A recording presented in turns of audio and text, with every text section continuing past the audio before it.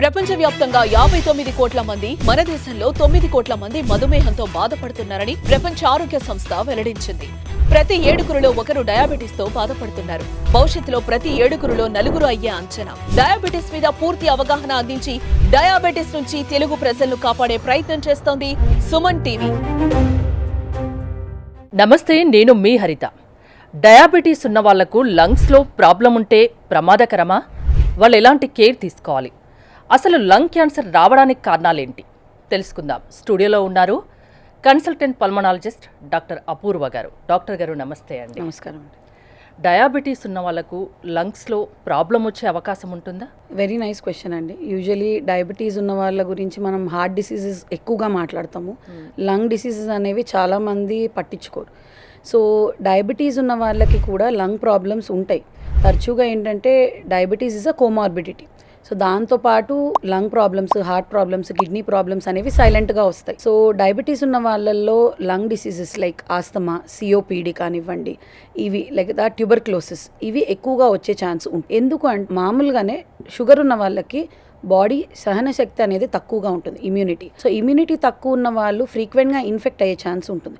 So ఇలా diabetes ఉన్న వాళ్ళు ఎవరైనా టీబీ పేషెంట్స్తో టచ్లో వచ్చిన, కాంటాక్ట్లో వచ్చిన వాళ్ళకి త్వరగా టీబీ వచ్చే ఛాన్స్ కూడా ఉంటుంది. ఆస్తమా ఉన్న వాళ్ళకి డయాబెటీస్ ఉన్నా, లేదా డయాబెటీస్ ఉన్న వాళ్ళకి ఫ్యామిలీ హిస్టరీ ఆఫ్ ఆస్తమా ఉన్నా, ఆస్తమా అక్యూట్ అటాక్ లాగా వచ్చే ఛాన్స్ కూడా ఉంటుంది. అలాగే స్మోకింగ్ చేస్తారు చాలామంది. ఫ్యూ ఇయర్స్ స్మోకింగ్ చేసిన తర్వాత ఏంటంటే సిఓపిడి అనే జబ్బు వస్తుందన్నమాట. సిఓపిడి అంటే chronic obstructive pulmonary disease. Chronic అంటే ఎన్నో సంవత్సరాల నుంచి ఉండి ఆబ్స్ట్రక్షన్, ఊపిరితిత్తుల గొట్టాలలో, సో ఎయిర్వేస్ ఇలా ఉంటాయి, ఈ గొట్టాలలో మూతివేత ఇలా మూసుకుపోతాయి అన్నమాట ఎయిర్వేస్. సో ఈ క్రానిక్ అబ్స్ట్రక్టివ్ పల్మనరీ డిసీజ్ ఉన్న వాళ్ళకి షుగర్ ఉంటే కనుక ఈ సిఓపిడి ఎక్కువగా అటాక్స్ వచ్చే ఛాన్స్ కూడా ఉంటుంది. అలాగే మిగతా డిసీజెస్ కూడా లైక్ న్యూమోనియాస్ అనుకోండి. సో డయాబెటీస్ ఉన్న వాళ్ళకి బ్యాక్టీరియల్, వైరల్, ఫంగల్ న్యూమోనియాస్ ఎక్కువగా వచ్చే ఛాన్స్ ఉంటుంది. సో ఈ న్యూమోనియాస్ వచ్చి దానివల్ల ఎయిర్వేస్ ఎఫెక్ట్ అయ్యే ఛాన్స్ కూడా ఉంటుంది. వీటి వల్ల పేషెంట్స్ హాస్పిటలైజ్ అయ్యే ఛాన్స్ ఎక్కువగా ఉంటుంది. సో యాక్చువల్ డయాబెటీస్ వల్ల హాస్పిటలైజ్ కాకపోయినా డయాబెటీస్ కాంప్లికేషన్స్, న్యూమోనియాస్ వల్ల హాస్పిటలైజ్ అయ్యి ఐసీయూలో అడ్మిట్ అయ్యే ఛాన్స్ ఎక్కువగా ఉంటుంది. అంటే డయాబెటీస్ షుగర్ లెవెల్స్ కంట్రోల్లో లేకపోతే ఏమన్నా ఇలాంటి ప్రాబ్లమ్స్ వచ్చే అవకాశం? సో హై షుగర్స్ ఉన్నప్పుడు ఆర్ టాబ్లెట్స్ సరిగా తీసుకున్నప్పుడు, ఇన్సులిన్ రెగ్యులర్గా తీసుకున్నప్పుడు, డాక్టర్ చెప్పినట్టు తీసుకున్నప్పుడు, ఆర్ అన్కంట్రోల్డ్ షుగర్స్ అంటే ఎక్కువ తక్కువ ఉన్నప్పుడు, ఇలాంటి అప్పుడే ఈ న్యూమోనియాస్ వచ్చే ఛాన్స్ ఎక్కువగా ఉంటుంది. అలాగే షుగర్ ఉన్న పేషెంట్స్లో ఫంగల్ న్యూమోనియాస్ వచ్చే ఛాన్స్ బాగా విపరీతంగా ఉంటుంది. ఫంగల్ న్యూమోనియాస్ ఏంటంటే ట్రీట్మెంట్ కూడా కొంచెం కష్టం. సో మనం ఇచ్చే యాంటీఫంగల్స్కి కొన్ని న్యూమోనియాస్ ట్రీట్ కూడా అవ్వవు. ట్రీట్మెంట్ లాంగ్ అంటే ఎక్కువ రోజులు ఇవ్వాలి. అలాగే ఇంజెక్టబుల్స్ మాత్రమే ఎక్కువగా పనిచేస్తాయి. డెఫినెట్లీ పేషెంట్ని హాస్పిటల్లో అడ్మిట్ చేసి ట్రీట్ చేయాల్సిన అవసరం పడుతుంది. స్మోకింగ్ ఎవరు చేసినా ప్రమాదకరమే.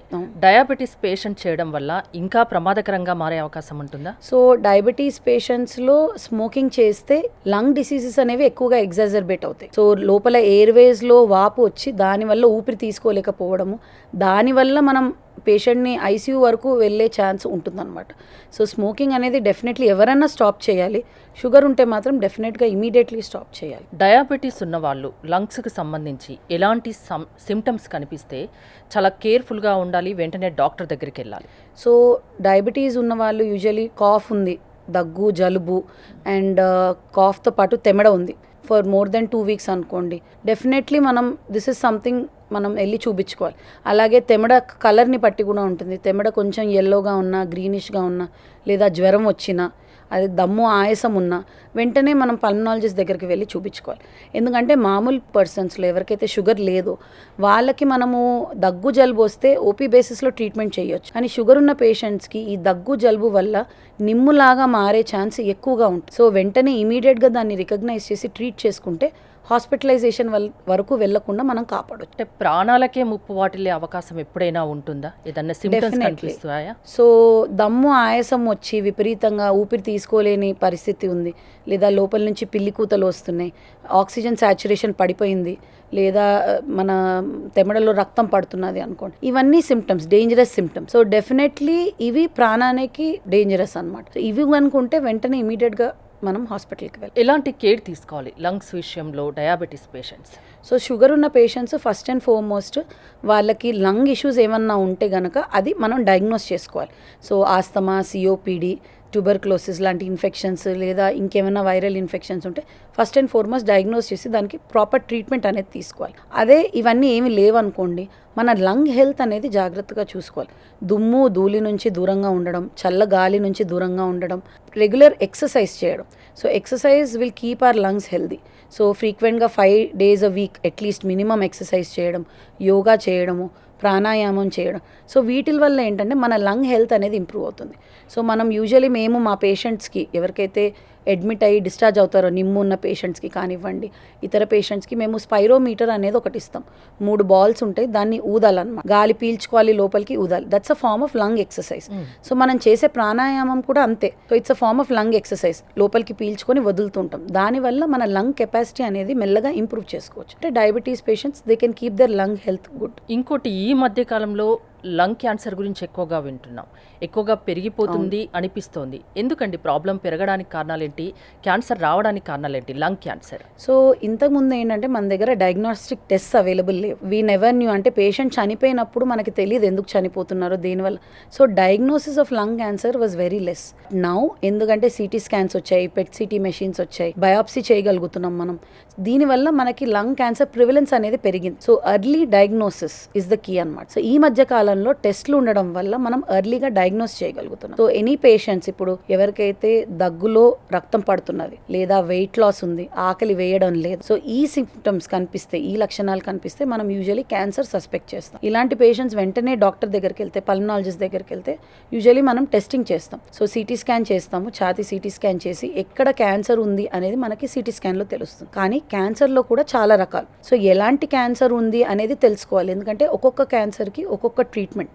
సో ఫస్ట్ మనము సిటీ స్కాన్ చేసి ఎక్కడ క్యాన్సర్ ఉంది, ఆ క్యాన్సర్ గడ్డని మనం బయాప్సీ చేయవచ్చా లేదా అనేది చూస్తాం. సో బయాప్సీ చేస్తే ఐదర్ సిటీ స్కాన్ ద్వారా కానివ్వండి లేదా బ్రాంకోస్కోపీ, అంటే మనం ఇప్పుడు ఎండోస్కోపీ అంటాం కదండి, నోట్లో చిన్న పైప్ వేసి చేస్తాం. అలాగే ఊపిరితిత్తులకి బ్రాంకోస్కోపీ అనే టెస్ట్ చేస్తాం. సో ఆ టెస్ట్ చేసి బయాప్సీ తీసుకుంటాం అనమాట. ఈ బయాప్సీ మనం పరీక్షకు పంపిస్తే దాంట్లో అసలు క్యాన్సర్ ఉందా లేదా, అలాగే ఉంటే ఏ టైప్ ఆఫ్ క్యాన్సర్ అనేది తెలుస్తుంది. అలాగే మనం స్టేజింగ్ చేస్తాం. సో పెట్ సిటీ ద్వారా మనం స్టేజింగ్ ఆఫ్ ద క్యాన్సర్ చేస్తాం. స్టేజ్ 1లో ఉందా, 2లో ఉందా. సో ఏ ప్రకారమైన క్యాన్సర్ మరియు ఏ స్టేజ్లో ఉంది దాన్ని బట్టి ట్రీట్మెంట్ ఉంటుంది. సర్జరీ చేయొచ్చా, కీమోథెరపీ చేయొచ్చా, రేడియేషన్ థెరపీ. క్యూరబుల్ అండి lung cancer? Lung cancer usually is not curable, it is treatable కొంతవరకు. అంటే స్టేజ్ 1, 2లో ఉంటే మాత్రం కొన్ని లంగ్ క్యాన్సర్స్ మనం తీసేయొచ్చు అనుకోండి సర్జరీ ద్వారా, that is definitely treatable and curable. కానీ స్టేజ్ 2 పైన ఉన్నవి యూజువలీ నాట్ క్యూరబుల్. సో దానికి మనం కీమోథెరపీ, రేడియేషన్ థెరపీ తీసుకొని పేషెంట్ని మనం ట్రీట్ చేస్తాం అన్నమాట.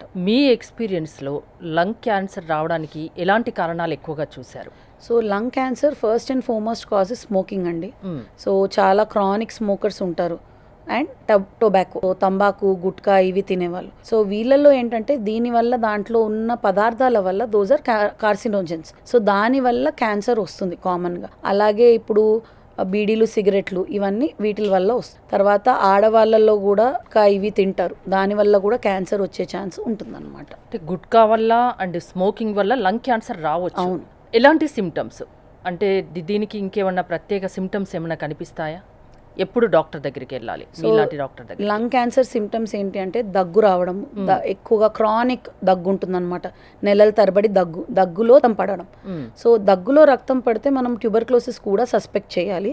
సో ట్యూబర్క్లోసిసా క్యాన్సరా అని తెలియడానికి మనం ఎక్స్రే అవి చేస్తే తెలుస్తుంది. అలాగే పేషెంట్ సన్నగా అయిపోతుంటారు, ఆకలి వేయదు, వెయిట్ లాస్ అవుతుంది. సో ఇవి. తర్వాత చేతుల దగ్గర క్లబ్బింగ్ అంటాం అనమాట. సో వాపులాగా వస్తుంది. సో ఇవన్నీ ఈ క్యాన్సర్ గల లక్షణాలు. అంటే ఎలాంటి సిమ్టమ్స్ కనిపించినా ఖచ్చితంగా జాగ్రత్త పడాలి. ముందే మీలాంటి డాక్టర్ దగ్గరికి వెళ్తే అది క్యూర్ చేయడానికి అవకాశం ఉంటుంది, వాళ్ళు లైఫ్ లాంగ్ హ్యాపీగా బతకడానికి అవకాశం ఉంటుంది. థ్యాంక్ యూ డాక్టర్ గారు, thanks for coming. Thank you.